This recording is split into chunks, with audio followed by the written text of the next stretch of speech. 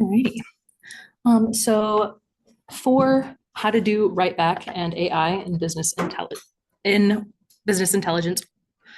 uh, business objects web intelligence, um, we can bring Squirrel Project into that business object environment. And since Squirrel recently released those AI capabilities to work in your Squirrel projects, that means you can have that AI and write back into web intelligence as well. This is really handy for like sentiment analysis, comparing information while leveraging your webby data. So I will log in to web intelligence.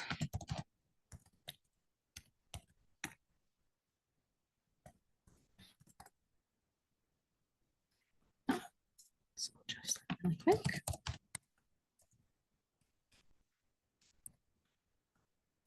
Okay. And once that loads up, I will open up my document, which has hospital patient satisfaction data. And once this is brought in, at the bottom here, I have this very long list of patient satisfaction comments that I want to have AI analyze and pull out meaningful information from. And in the Squirrel project, I'll also be leveraging WriteBack to store the information that we're going to have the AI put together. And other options for WriteBack in Web Intelligence, you can create surveys or forms, other collaboration, or just be able to store information just from right within still your Web Intelligence environment. So that's what I'll be showing. So I'll open up my Squirrel, and all this is going to be the end look of the project that's going to be brought into Web Intelligence, but I'll go through how this is all set up. And I'll start by explaining the AI builder function in Squirrel. So I'll go over to the functions, and up at the top, I have these three AI builders, my summary, ratios, keywords. But I'll actually start by explaining from a fresh one, just kind of all of the different pieces that are in here. So on the right in my properties, I have my, it's kind of small on there, but it's OpenAI API key. And this is for Squirrel to be able to link back to your OpenAI account. And you can find that in your OpenAI. So in your settings in your profile, there's a section for API keys. And right in there, you have the ability to create a key. I will mention, see here, I have mine all condensed. So it only displays the full one once. So you'll have to store it somewhere safe so that you can then pop it in to Squirrel. But that's how you set up the connection there. And then we have these personality presets, and the personality is the instructions that you're going to give to your AI on how you want it to process your information. So there's drop down. There are some default personalities here, and if I select one, it populates some text, which is just like a starting point for a personality. You can click in here, add text to it, change it or edit it as you like. Then there is the model section. And so this version, Squirrel, we have a selection of the OpenAI models. And different models are going to be better at certain tasks than others.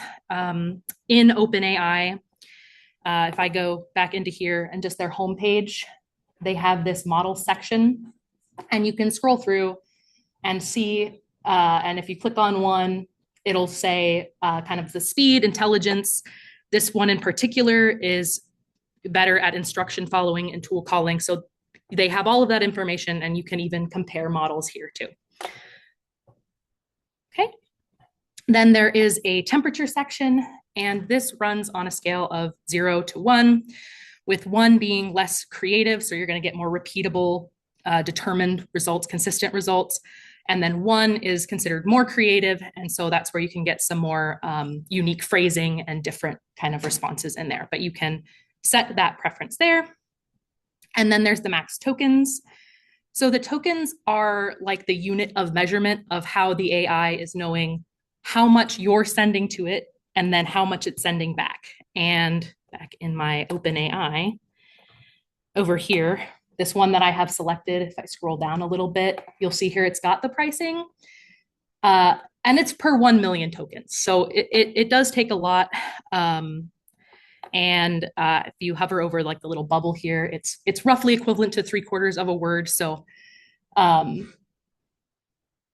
it's nice that you can still set the max tokens that every time you're pinging it, you're not accidentally racking up costs on there.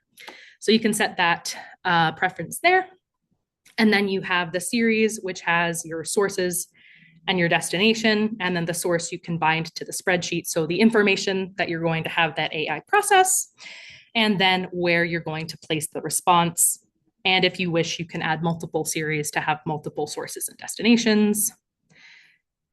Then you have a chat memory that is going to stay within a single load of a Squirrel project. So it'll remember what you've sent it before, but if you refresh the project, then it will be like starting fresh. And lastly, you have a trigger for when you want the AI to run. So that's the basic layout of there, and I'll go into how these were set up for the hospital patient satisfaction. So I will delete this one out. And starting from the summary, over here in my personality, I'm telling AI, you're going to receive a bunch of comments, and they're going to be separated by this asterisk. Summarize it into a description, about 50 words, keep positive and negatives. This is just all of the instructions for the AI. And then I have my model settings, temperature, and tokens. For my source data, I have this bound to the cell in Squirrel, which over here, it's in the formula bar. I have it joining. So these are all of the comments, and I have it concatenated so it can identify when the comment starts and ends. So that's going to be the data it's pulling from. And then just place it into an empty cell in the spreadsheet for the response to be. Lastly, it's set up with its trigger connected to the spreadsheet, and this is just set up with a push button up here on the canvas so that anytime somebody clicks the button, the AI evaluates those comments and sends back its response. Very similar setup for the keywords and the ratios. So keywords, in this case, much shorter statement. It'll have its own placement cell in the spreadsheet. If I head back over here, it'll have its own place to read from and its own button. The ratios, also very much the same, but there's a little bit different because of the write back that we're going to have in there. Scroll this over a little bit. In the ratios, it's got a few extra cells down here. Since I want it to, I actually go up to the description here. I want to have the AI review these comments and separate them into positive, negative, and neutral comments. So it's actually going to quantify these descriptive comments so that we can have a more numerical visual representation here. And since it's got the single cell destination, I have a separator down here for the pie chart. And because of that, because we're going to be writing it back down here at the end, I want to make sure that the AI is going to have a consistent response. Sometimes also depending on the creativity or the temperature that it's set to, you might see it return a format with colons or dashes or commas, and it might change it between. And so since we're going to have this back in the database, we want it to be consistent. And something very easy to do in this case, instead of defining all of the format, is just return it with an example there so it knows exactly how to do it, and it'll be the same each time. Okay, that is all of the AI setup. And I will talk about the write back next. And I'll actually go over to my Infoburst, and we'll take a look at what we're going to be working with here. So we have our AI comment summary, and that's where we're going to be sending the information to. The insert is going to be doing our write back. So it's going to be pulling our summary, our keywords and ratios to send back. And then we have the monthly AI aggregates, and this is so we can reference back some historical data as well. Actually, just to show you, since I brought up the format, I'll run this query really quick, the AI comment summary. And you can see here, it's got that exact same format, the colon, percentage with the percentage sign, comma, and then so on. And just, again, keeping it consistent all the way through. Okay, back in Squirrel. All right, so the write back is going to be in the connections from Infoburst, and I'll start with the database write back. And the setup here, I have it logged in with my Infoburst URL and then my credentials.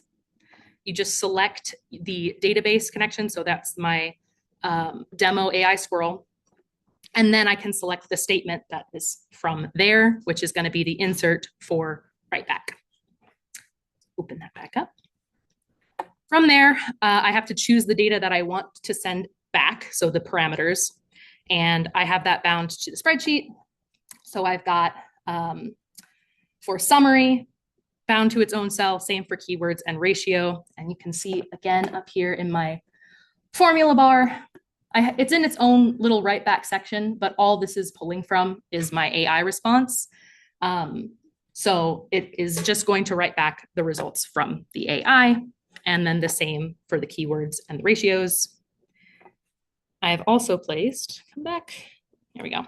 I've also placed the metadata, just information about how the write back ran in the cells below it. So I can get any error messages on there to make sure that that went through all good.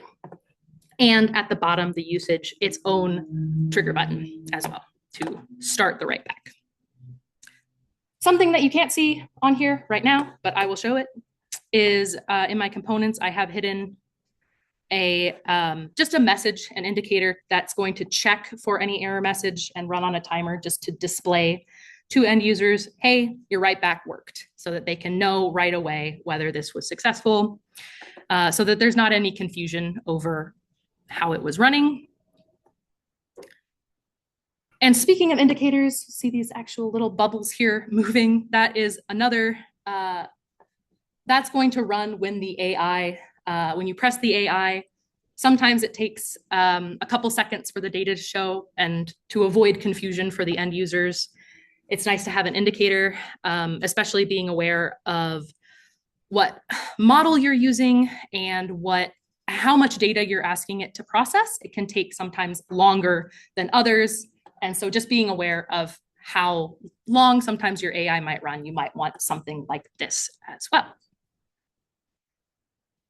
Okay, that is the write back itself. And then for viewing historical data, in my connections, I also have the records. And this is just going to pull the data in to use in the Squirrel project, whereas the write back is sending it back. But it's much the same setup at the beginning. You connect to your Infoburst URL with the port, and then your credentials, pick your database connection, and this time I just want the aggregates so that I can see that historical data, and I just have it in a block in the spreadsheet to place, and then I'll just have it load when the project loads. For the users to be able to make their selection of what data that they want to see, that's just set up with a dropdown on the canvas. And this is connected to the months from the database. And then that selection is connected to a data mover that's going to select all of the information from the user's choice on there. Okay. The last part of the setup for this is the comments, and you'll see in here, you can see it on my canvas as well as in my spreadsheet. I've got all of this list of comments coming in, and I'm actually not going to need any of that.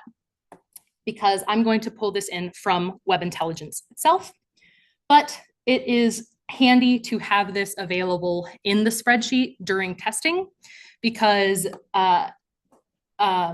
you can design kind of the layout and also test the AI. So since the AI is linked up to all of these comments, you're able to test it within Squirrel without having to ping back and forth between Web Intelligence. So it's easier for testing purposes to have it here. But we won't need it because we'll have in my functions, an external parameter.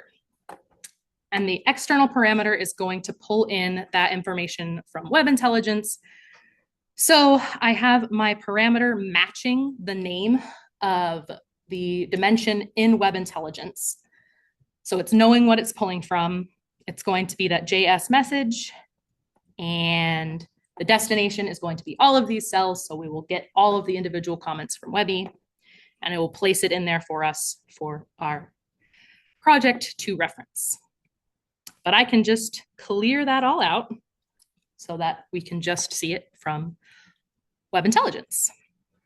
Okay, this is ready to go, so I can bring it in as a custom element into Web Intelligence. So I'll go ahead and publish this project. And can publish again.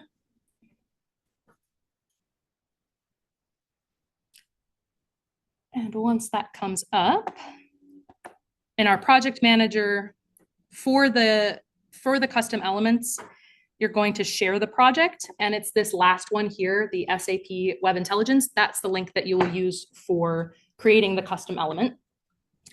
Copy that. And I will go back to my Web Intelligence. And so the custom elements are set up in the CMC. And mine is actually already set up, but I will show where that is. So if I go over here, CMC, log in again.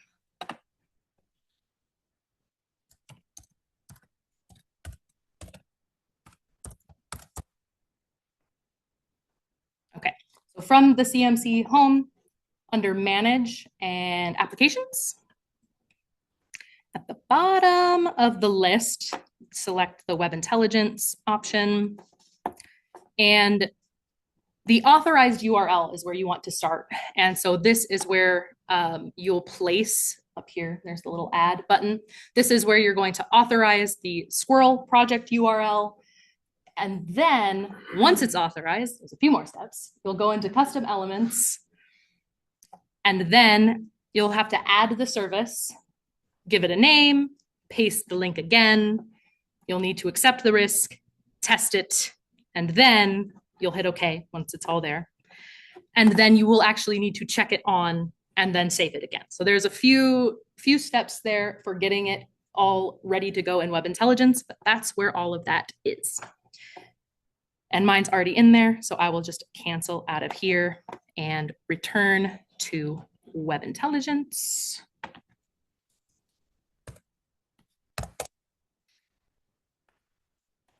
So we can see all of that coming in.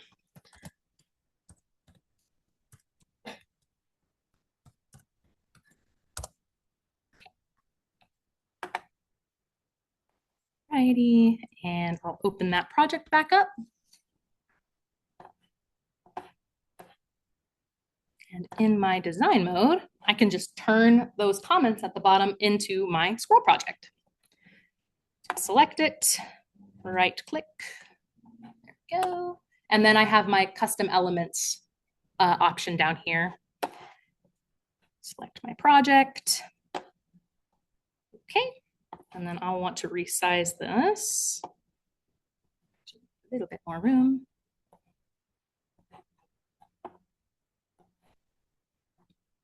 Okay. Let's make that a little bit bigger. And you might notice right away, even though I cleared it all out, the comments are back. So it is pulling directly from Web Intelligence already. And I'll test it out in reading mode. Let me zoom this out a little bit. Should be good. All right, here we go. Looks exactly like it was in Squirrel. And I'll test out the AI with my generate summary.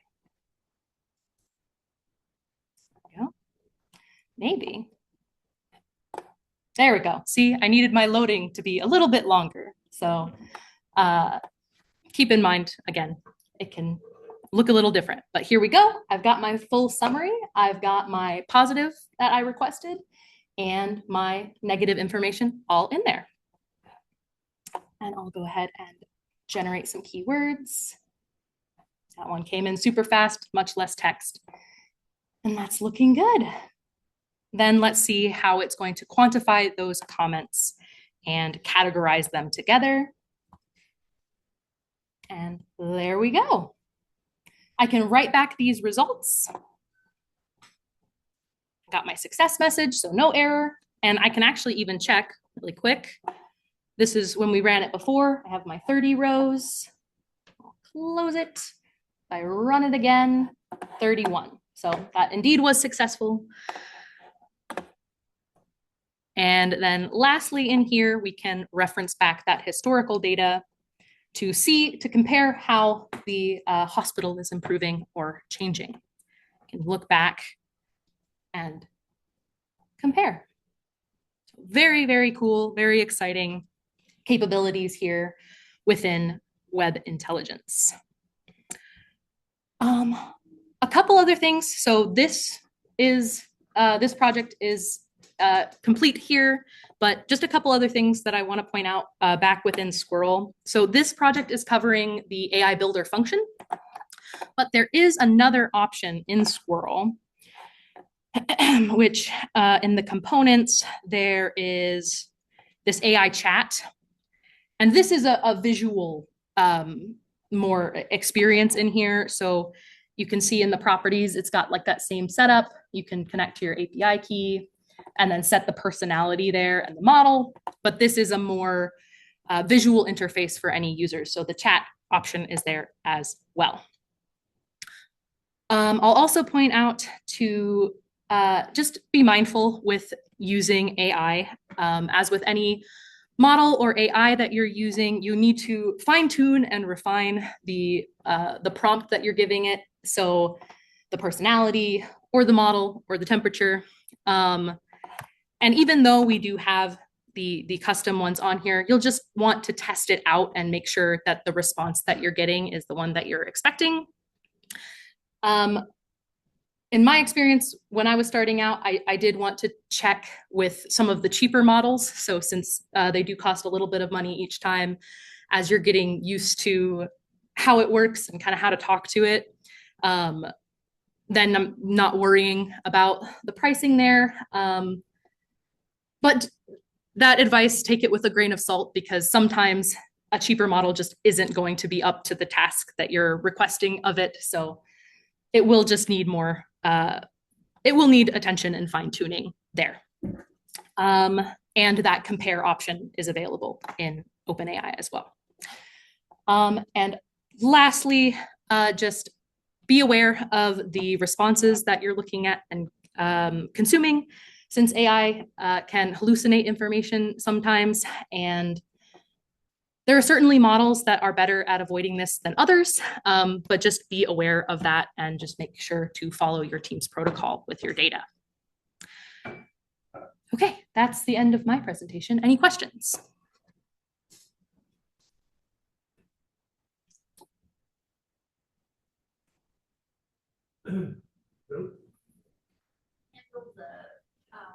Quantitative, like what directions did you give it so that it came back numbers? Yes. Let's open that guy back up. So in here, personality, I have it, your professional survey response analyzer reviews responses from customers to understand their experiences. You'll receive the 80 comments separated by the asterisks. And then here is that instructions. Give back a percentage of comments from positive, negative, and neutral. And then at the end, that format there is telling it exactly, I want the digits in there as well. So